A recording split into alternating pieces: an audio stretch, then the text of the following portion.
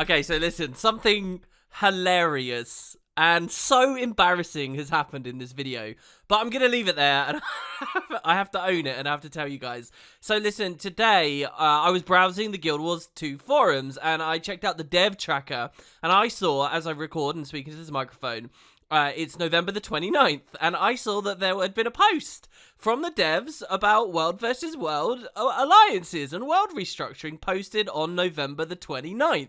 So I thought, oh cool, there's been a bit of news about that. I read this whole post, alright? And then I'm going to talk about it in this video here. And I'm going to say to you guys, hey, there's some news. They're just confirming that, that someone's actually working on that area of the game. Turns out, and I didn't realize this is how pathetic and crazy this whole story is with the World versus World alliances now.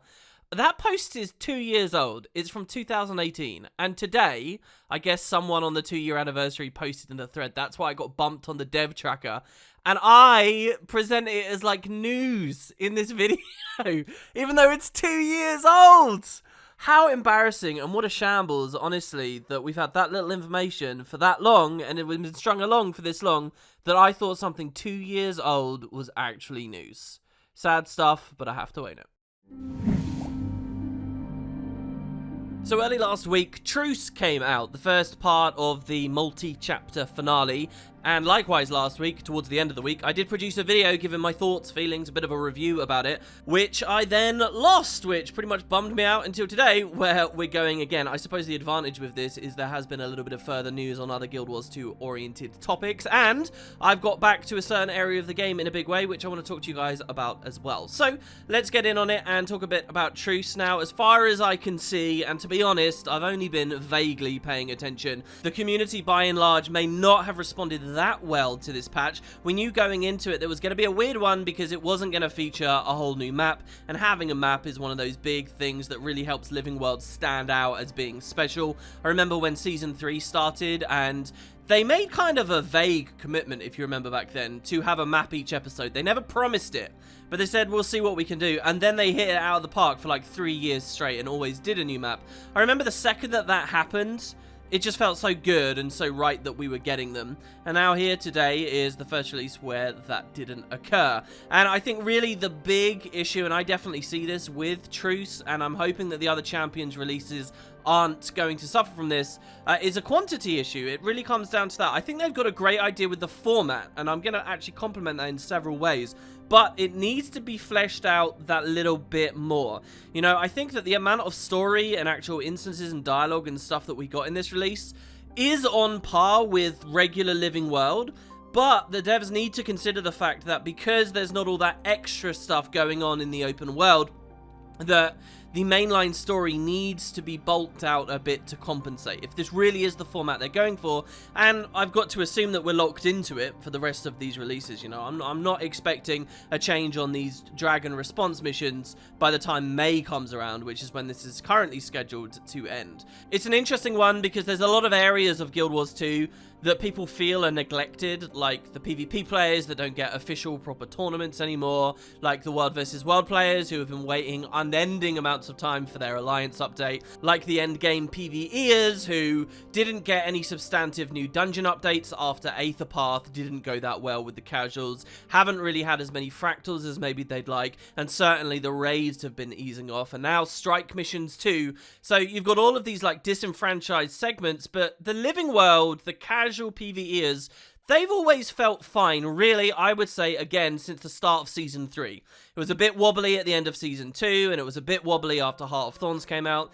but Season 3, it's been pretty solid for that segment of the audience. And now today, you know, it feels like they've got their little knock on the chin, and they are the vast majority, and I think that's something very much to pay attention to. So, you know, maybe we'll see the devs talk a little bit more about raiding content or talk a little bit more about World versus World stuff. And indeed they have. Spoiler for the end of the video, I'm going to talk a bit about a World versus World update in a moment from a forum post today. But I don't know how far that will go to really placating people. Anyway, what I want to focus some commentary on is critiquing the actual format itself, which is a fair step to the side of regular Living World, and I think it's the more interesting discussion to have.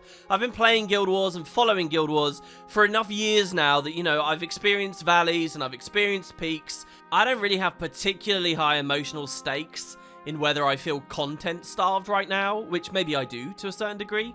And you got to remember, what's really important is the expansion. So I'm willing to take, and obviously it's not ideal, but I'm willing to take a little bit less in the form of these chapters, as long as the expansion itself is good. Because if anything these years have taught me, and you have to focus on this, is that no matter how good Living World is, it just doesn't drum up any response or excitement outside of the game. It doesn't really push the boundaries. You know, you look at some of those fantastic Living World Season 4 releases that consistently had the quality of Path of Fire itself. You may have thought the story was a bit meandering or didn't go in the right directions at times, but in terms of the actual instances and the mechanics and the way that they were utilizing the engine, look at even like the last patch, right, where you're getting a mount, a really good mount, the Sky Scale, as a feature of the release, with a massive Elder Dragon fight, a proper conclusion to the story, a repeatable, decent meta event to boot. You're getting all this incredible stuff that feels at least on par with PoF, if not better.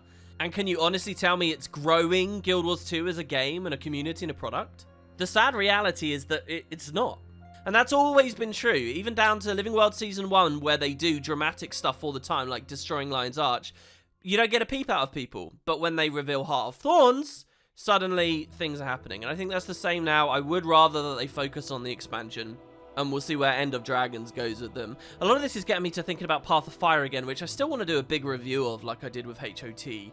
We'll see if you guys in the comments are still interested in that one. Right, so like I said, let's look at the format for these Champions releases, which, again, I think, quantity aside, is pretty good.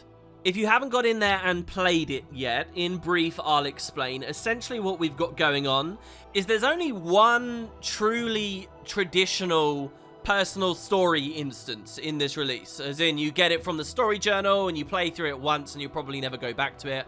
You do it in a party of 1 to 5 people and there you go. It's an instance that kicks off the release, taking place at the docks at Ratassu. All the rest of the main story, which also takes place in these instances, has now been massively expanded in terms of how it rewards you and the fact that basically it's now repeatable and multiplayer. Once you've beaten the patch the first time, gone through that story the first time and experienced it, you'll actually be able to go back and meaningfully play it more for different rewards at different scales and with different people. And I know on some level that sounds kind of lame, like, oh, they just made the story repeatable.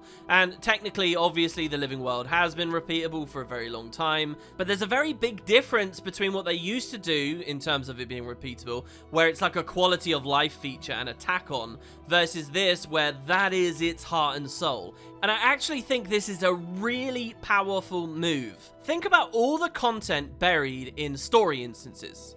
In every single Living World release going back to the start of Season 2, and even in some of those Season 1 updates where you had like a dungeon or something to go through. Well, it's like having those experiences being the meat and potatoes of the patch. The forefront focus of what you're doing. It's like if when we went to Draconis Mons, the focus wasn't on repeating these extra metas to do with the destroyers that spawn on the islands down the water, but instead, the focus was on the confrontation with Balthazar, which arguably should be the focus. I would rather, because that's so much more of a dramatic moment. And the focus, likewise, would have been on all the other tasks we participate in on that first playthrough of Draconis Mons that I can't even tell you off the top of my head right now, criminally so, because they were also one and done. This new format has kind of reversed the status quo, where the story doesn't feel like a tack-on, the story is the main event. And obviously, I acknowledge we didn't get a new map with new metas and stuff as well at the same time, so that has to be true, but I'll come back to this thought towards the end. Now, like I say, I think this is a really good idea. I sort of wish it had been there for all the years that Guild Wars 2 is being developed. It's appropriate for pretty much all the stuff they've been putting out, except maybe the actual personal story from Core, which, you know, had all the different branches and so on. We've seen they've dabbled with this idea a little bit sometimes, like the Hearts and Minds achievement at the end of Heart of Thorns, where you have like the Nightmare Moat for the final boss that encourages you to replay that one personal story instance, but in a multiplayer format. Well, think along those lines. So why does this matter so much to me? It's not just that the big story highlights are now matched with the big gameplay highlights, which I think is a good unification, but it's a matter of efficiency. And I can illustrate this to you best by using Season 4 as an example. Because in Season 4, the story instances were absurdly high quality. They were meticulously, expertly crafted, with quite often totally unique mechanics that the players are being asked to learn about, and you hope will come back later, but maybe never do. Season 4 is great for this stuff. I think about, for example, when the Jahai Bluffs came out, and we have that first instance going from the Chantry of Secrets down to the Garrison, and I remember even one of the developers briefly leaving the studio, did some streams talking about all the design and work they did on that, spawning NPCs and secretly despawning them when players wouldn't see them anymore, particular little ways that the Shatterer would attack and slam his fists through the walls that would be destroyed and so on. This stuff was amazing, and the devs clearly put loads of work into, but most of us just play it once and move on. Well, sometimes it's even worse than that, like again in Season 4, where do you remember being given the Golem arm, I think it is, and you get this whole new skill bar with all these interesting stealthy assassination abilities and special action key, which, yeah, you can maybe replay the instance a couple of times for achievements, though most people never will. They got all this stuff baked in there, and you learn it, and then it's gone for good, and it's just not interacting meaningfully with the rest of the game. And it's not been interacting meaningfully with the cooperative parts of the game either. You guys know I'm on the record for maybe 5 years or so now of saying that ArenaNet are too focused on these single-player experiences when it's an MMO that they've got. Season 4 was great, and I loved playing through all those instances the first time. I even think for those rare souls out there who play it all in bulk because they spent all the gems and picked them all up, and we really are talking about a minority audience here, they probably have a great experience too. But once it's over, it's been over, and that isn't going to sustain people the full length of time until the next Living World release. And basically, they're throwing a ton of effort and dev work in the bin, in my eyes, which they then have to replace with the map features and the excessive achievement collections and the meta events, sometimes multiple meta events, and all the hidden little things that they're just hoping will keep you around.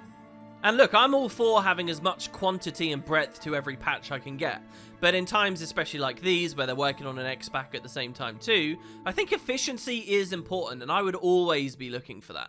So in comes this format shift, where now, frankly, I'm very likely to remember and have the events of the story during this patch and the conversations that occurred sink in and stick with me, because I've done it a bunch of times and been having fun while doing it a bunch of times. I've thought a great deal more about the mechanics at play and the dialogue at play, and sort of analysed and inspected this release, extracted value out of the stuff they've created, far more than I have any of the other episodes, certainly of the Icebrood Saga, particularly from a casual player's perspective. That's got to be true. I mean, I often go back and replay and think deeply about it and produce videos about it for you guys, but thinking about normal players, this stuff they're interacting with on a way deeper level. This work doesn't feel like it's been thrown in the bin to me. Not to the extent that the previous patches certainly had done. This feels efficient.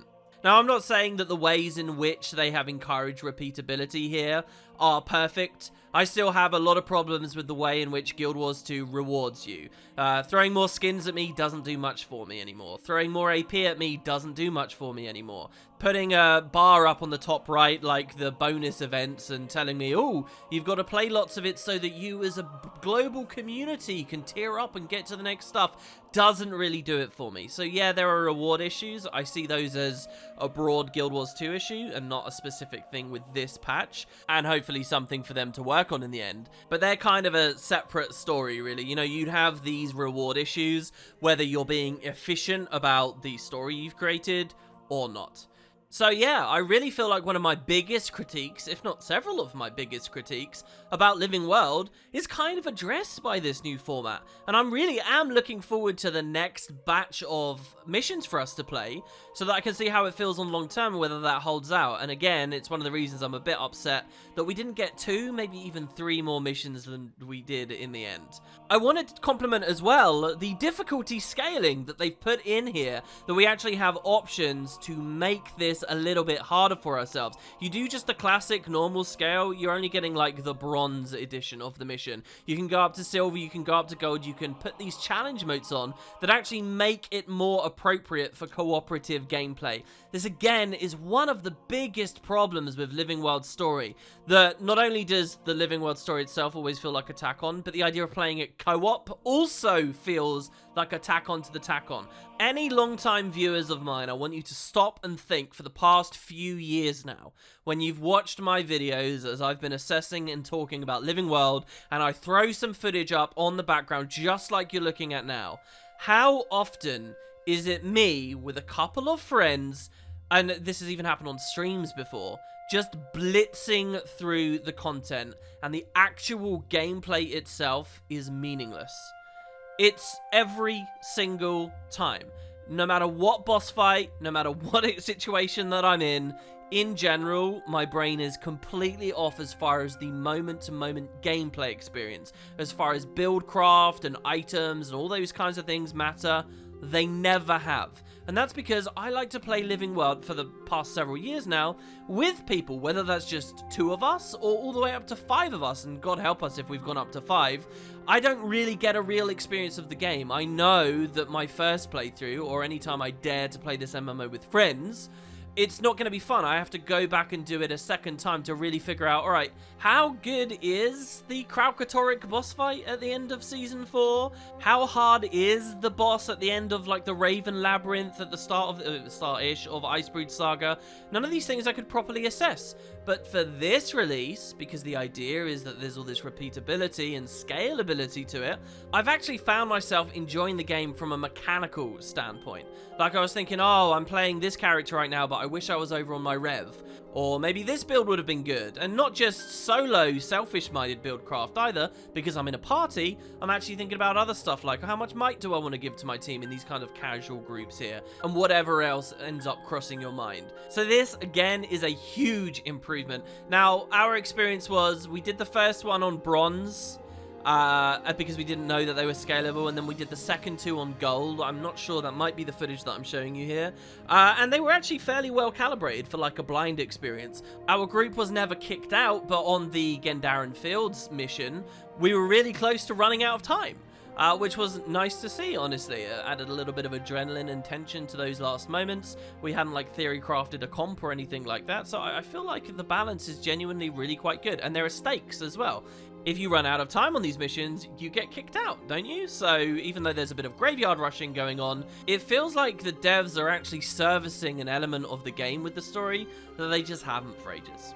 Another thing I like about this format is that essentially we're looking at Living World Story instances with matchmaking. So my anecdotes a second ago with friends, but most of the time that I've been playing this patch since that first day are not with them. It's been me playing on my own and just jumping in, at which point the game will match me with other random people. Having the public or private versions of these missions has been great. Guild Wars 2 is one of those games that I feel like you always have other people around, but you never really interact with them, so it feels somewhat lonely, like there's something missing with the social side of the MMO. But in this format, I'm actually quite interested in talking to the people that are with me and throwing random pie invites with them, at which most people end up accepting. And because the balance is just at that right level and you can choose how many difficult things you opt into, I don't feel frustrated by other people around, even if they're like on suboptimal builds or whatever. It's kind of the Guild Wars 2 dream of cooperatively experiencing this game with other people, and it's not frustrating. Again, I look through all those Living World and expansion story instances. You know, the actual expansion instances themselves too, the story we experienced through POF and Heart of Thorns count too. I think of all of those that I could have been playing in a party, but didn't because my friends weren't online, and the idea of doing it with randoms was basically impossible. Now it's not. With this format, it's not impossible. You will find randoms there participating with you, and you'll see obviously this was true with strike missions as well, so maybe this is more of a compliment to Icebrood Saga in general, but now that these kinds of public missions are the focus of the patch, I really think it's a big asset for what they're doing with champions. Some other more specific things about the missions themselves and how they chose to implement them that I thought worked quite well. First, dialogue. Obviously, I'm big on the story, and I'll give you my thoughts on the story itself in a second.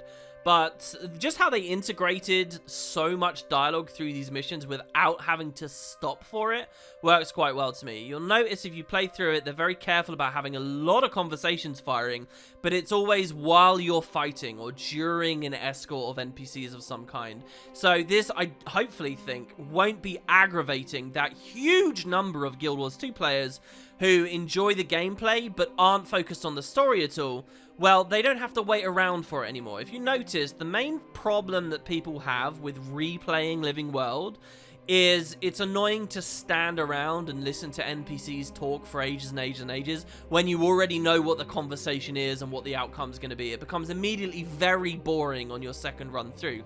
However, they were very careful about this with these missions in that you're never really standing around waiting for people. It's firing while you're doing the fights. I think the devs were very delicate and careful walking that line. I think they've implemented it extremely well. So well, in fact, and I'm hoping that this will happen, that a lot of people who are currently not into Guild Wars 2 story, because they're constantly in situations where these main characters are talking about important stuff, hopefully they will get a bit more into it. This isn't exactly new territory. I think ever since they started putting main characters into the open world maps that participate in the metas with you, it's kind of, you know, been in the background, and the opportunity for people to get into the story has been there. But this does feel like an even further improvement. It feels like there's more emphasis this time. Also, being efficiency minded, let's talk about the usage of core maps. Obviously, they're not adding a new map, so they've got to do this to some extent. They can set these releases anywhere they like. I would have expected something in the Icebrood Saga regions, and this is a bit of a disappointment for me. If I could have gone back to Grothmar with this release, I think I said this on my previous video, that would have been nice, or even Bjora. You know, I can accept that the most recent map, maybe we don't go back to, maybe people have had their fill of that one, but some of these other Icebrood Saga locations, if we had Dragon Response missions there, that would work, and in fact, I hope in upcoming releases they go for that. But we went back to core. Now, this in theory could have been really lame. When I think of personal story style instances in core maps, I obviously think of the personal story, and a lot of those were very boring.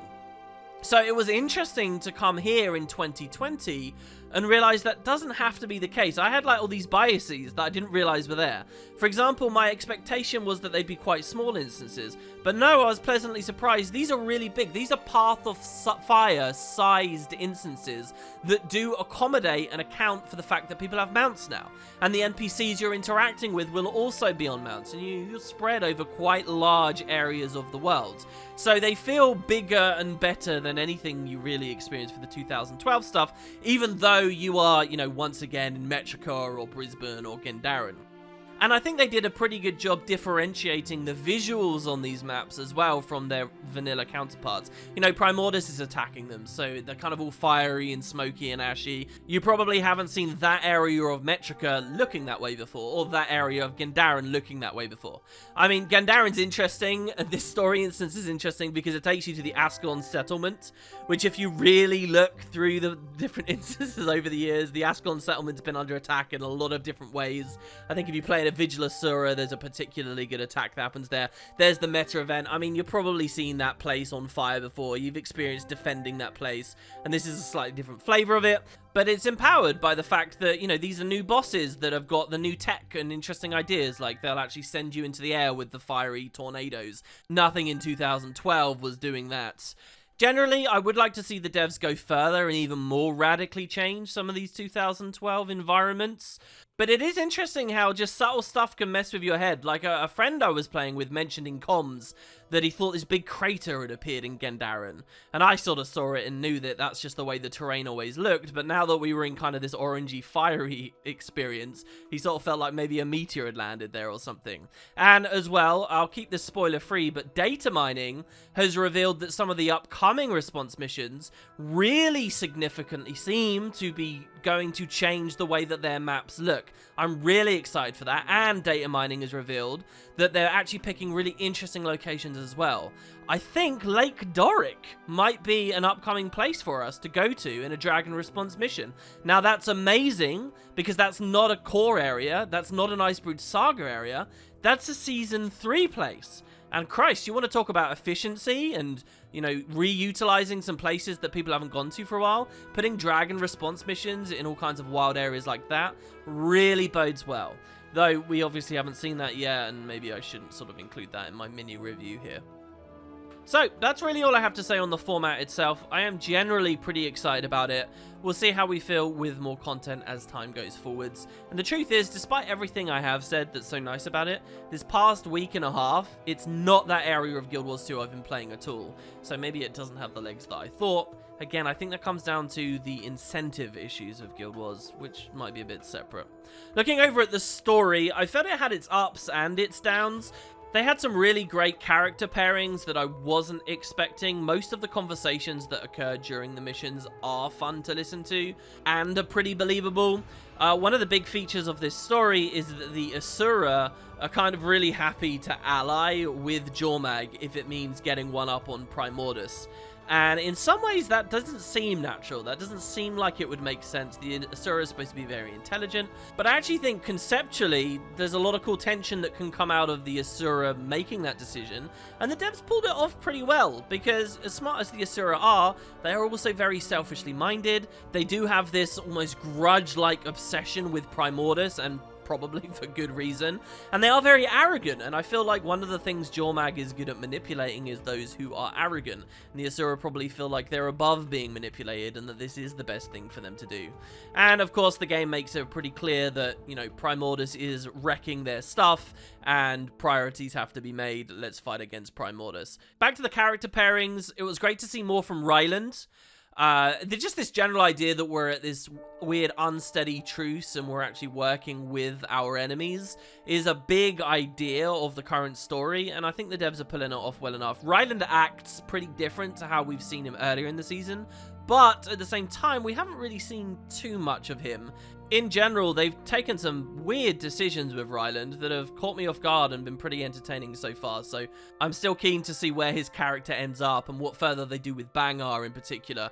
That idea that earlier in the saga we were going to see a lot about the Char, not just the Norn, I think they've done really well. I really enjoy both Ryland and Bangar and how they exemplify these cooler, more interesting areas of the Char, so I'm really getting a lot of that out of their conversations.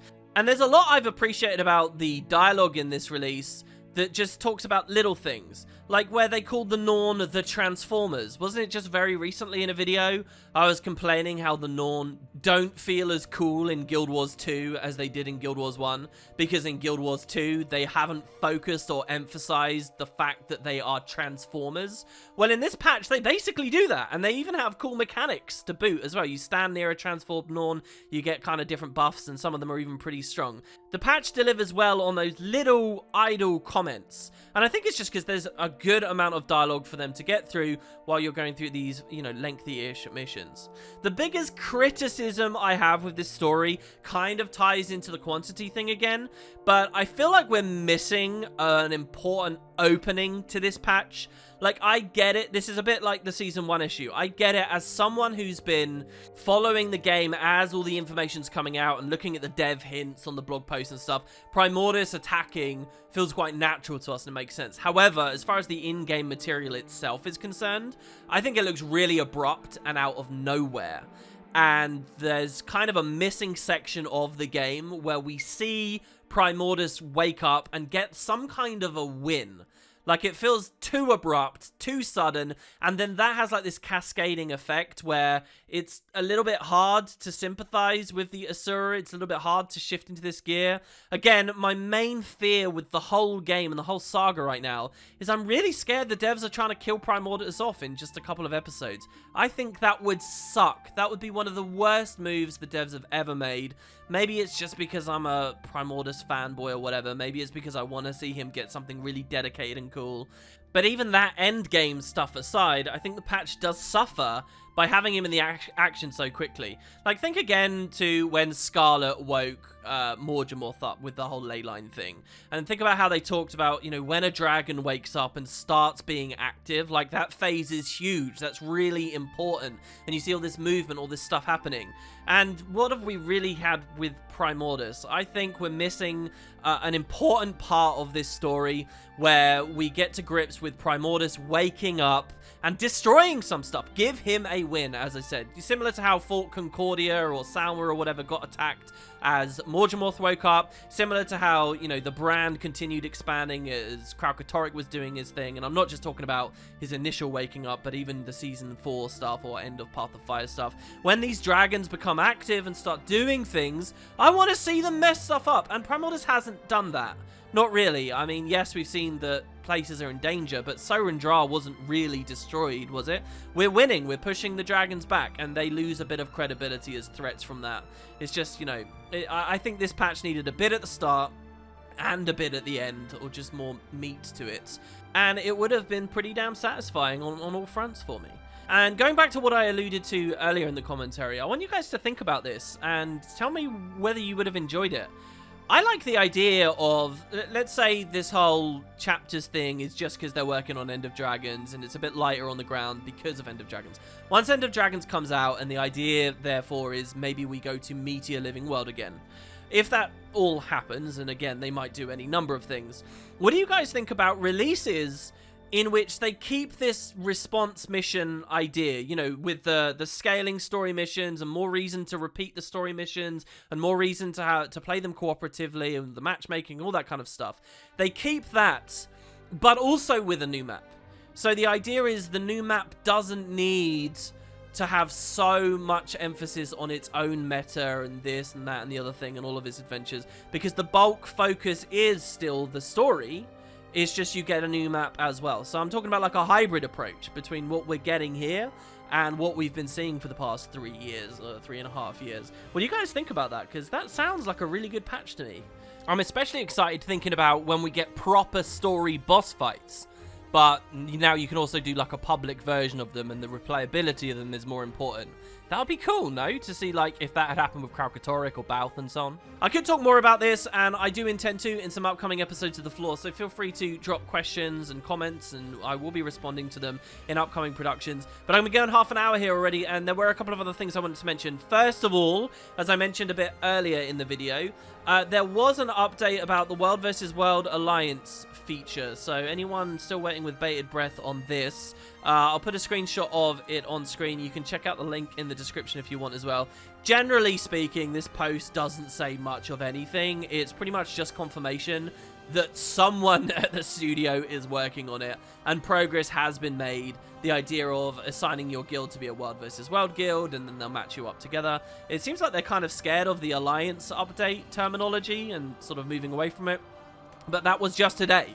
And I wanted to talk to you guys about that. I figured I'd tack it on to a recreation of this video. Yeah, never mind. Please ignore that. It's 2 years out of date. Another thing you might like to know, if you log in at the moment, you can get a free build template on the gem store. So you might want to pick that up and then take that into some of the response missions. And finally, the other thing I mentioned a second ago there, I have been playing a lot of Guild Wars this past week and a half, but not the new Living World episode. The footage you've been watching, I shot like almost 2 weeks ago now. For the first time in a year, I have not done this for 1 year, I got back into PvP. And basically I played through to get my Byzantium chest in the current season. I'm actually surprised at how much the meta has changed. Maybe that's foolish of me, because as we've seen through the various Balance with Boots videos and so on that I've done, there were some pretty radical ideas put in there, like all the flat damage removed from CCs and stuff like that, which I haven't played since any of that's come in. But honestly, I've really not enjoyed the meta there at the moment. I'm pretty disappointed with how tanky it is, how limited the general diversity is. I mean, there's some new builds floating around. Hollows are running around with grenades, which they weren't before. Kala Revenants are in vogue with short bows, which is nice to see that it's different, but I would actually say the diversity of builds seems to have plummeted, and a lot of the interactions there are nowhere near as fun as they used to be. It's nice in principle to see Kala Revenants running around, but come on, the visual noise from the spirits and the spam and friggin' running Jarlis so people just have infinite stab and so on is not fun. It's kind of a good thing. It's bad for Guild Wars, but it's good for me because it means that I haven't got addicted to PvP. I've played that league, and I'm pretty much just putting it down again. It's not fun enough to keep me going, and that's been a very interesting experience because I rarely, if ever, have that. Usually, if I'm playing PvP, I get super addicted and super into it, but not this time.